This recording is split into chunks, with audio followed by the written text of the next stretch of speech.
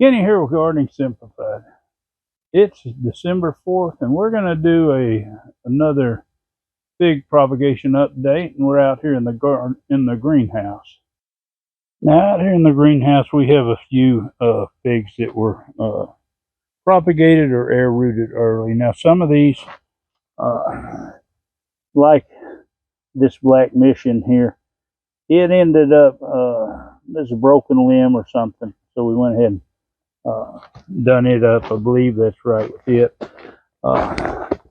This other black mission, it was propagated kind of early.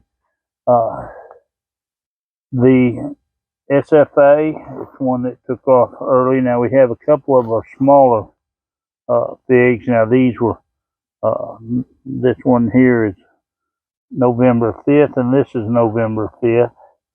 And they're both LSU purples. LSU purple seems to be a fast rooting fig.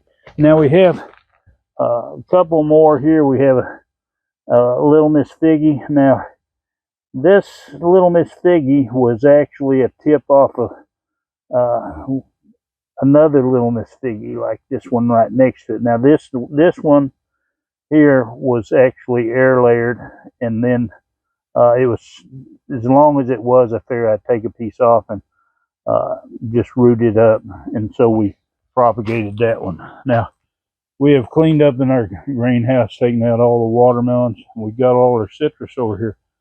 We're getting this ready so when we have cold weather we can deal with it. And this is our little trick in our unheated greenhouse. These little mini lights, and we've got few strands run. We're going to run another one down here, but we normally, last year we run 5 strands, and it worked real good for keeping it warm. We put this bar here. We'll just clip some row cover fabric.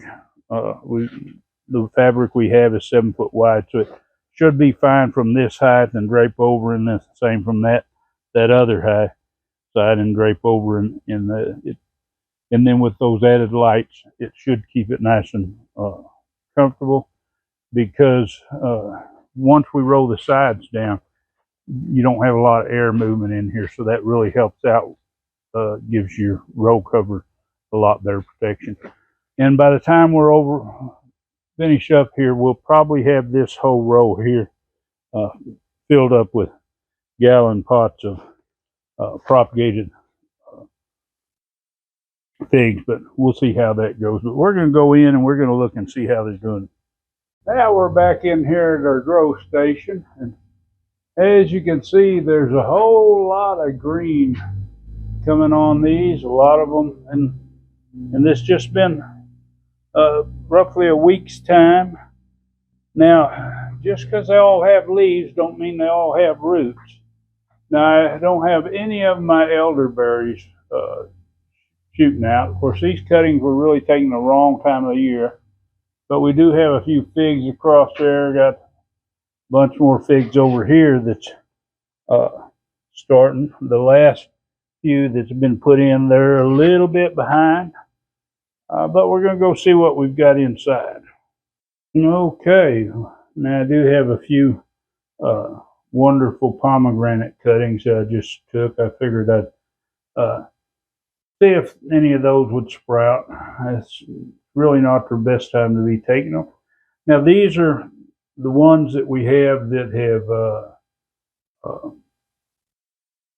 sprouted up. Now we do have a few more that's over here, and that we've taken one, and I decided not to leave them in these tree pots because they get so bushy and stuff, and it's going to be hard to keep them together that way. But this is it. I potted it up. It was a yellow long neck, and this one here was taken back in on October, looks like 18th or 19th there. Now most of these others, and what I've done is kind of got them ready to pot. I'm going to go through this process again of how to pot these but I didn't want to slow things down, so I got everything ready. But these here, most of them are uh, uh, LSU purple. Now, somebody asked me on the last video, how do you tell what they are? I didn't see any tags, and I told them the tags are slid down the edge of the glass, so I can see when these were done and what kind they are. And like I say, most of them are LSU purple. They really have a good root system coming on them. You see right there, these, and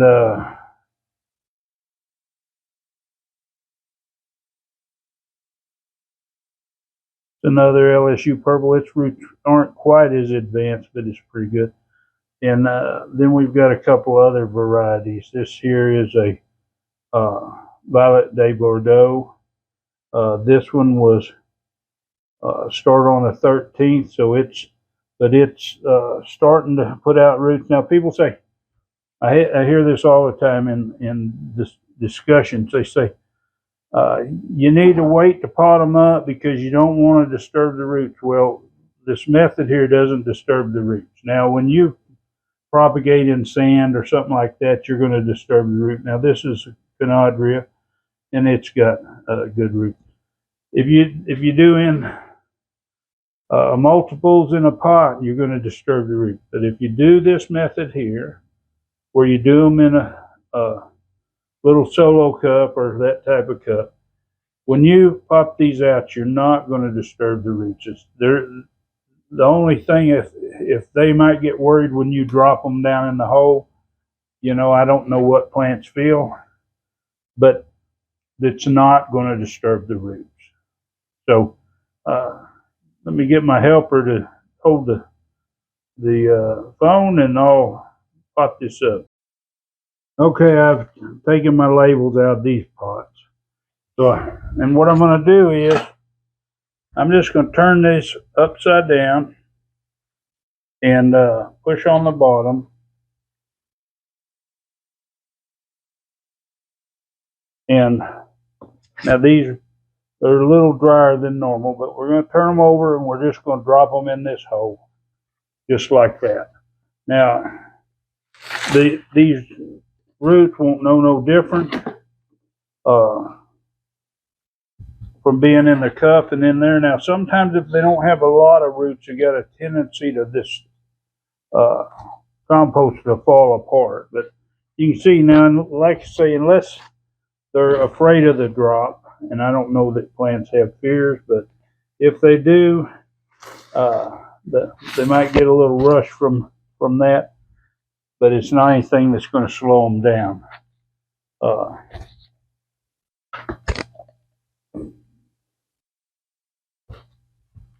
All the roots all covered up down in there, nice. And I've taught this technique before. Like I say, it's very important to not disturb the roots. Now, if you had something loose, you might have to, and it might have to recover.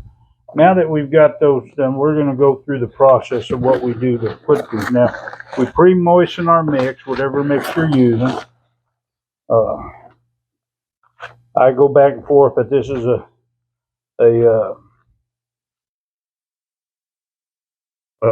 1-1-1 of compost,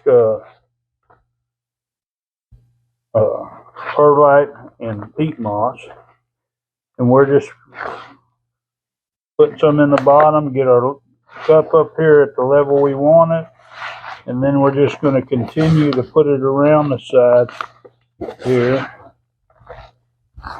And it's important that it is moistened because it's not going to hold together. You want it to hold together. You don't want it saturated. You want it good and moist. And we're going to push this down because we don't want a whole lot of air in there. We want some, but we don't want a whole lot, and the perlite will give us enough air that we need. But we want them to have firm contact, so when they come back in there to grow roots, they're going to have good contact with the soil, and that'll encourage them to go right back out in there. Now Now we're just going to firm that up. We'll take this out, which leaves a good hole down in there. We'll get this extra off the top of here. We need to get our tag on this one.